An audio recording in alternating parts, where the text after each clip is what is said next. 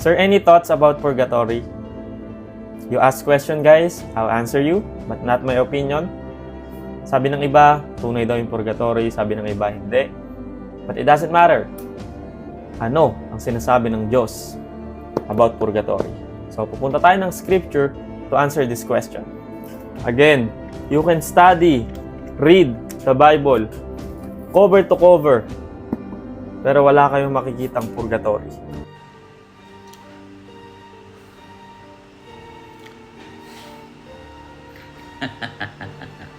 Grabe.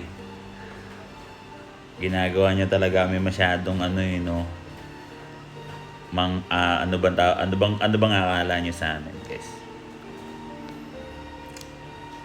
Hindi po kami ganun kadali na basta aatake ka na lang at sasabihin mo na ultimo yung term hindi matagpuan sa Biblia. No? Hindi ko alam kung ilan ng Katoliko ang naipatalikod nito, no, nung video na to. Palabas sa Catholic Church, maghulos dili kayo, guys, no. Ngayon, pag-usapan natin yung purgatory. Hindi po iyon kontra sa agarang paghukom ng Diyos pagkatapos mamatay ng tao. Pagkus iyan po ay maawaing paghatol ng Diyos sa mga taong nangangailangan ng pagdadalisay ng kasalanan sa paghahanda sa pagpasok sa kalangitan. Langit pa rin ang tuloy niyan. Kailangan lang ng paghahanda o preparation para sa pagharap sa Diyos sa kalangitan. Ngayon, dun sa term, punta muna tayo sa term. Kasi sabi niya, cover to cover, grabe. Cover to cover, grabe. Hindi daw matagpuan. Sa Bible, guys. Ay, mainig ka.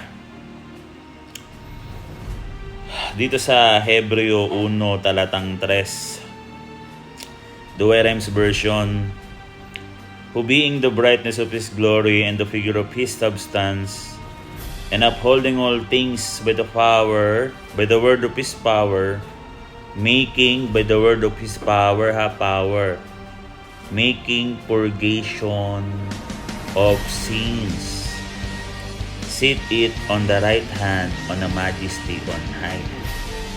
Making purgation of sins.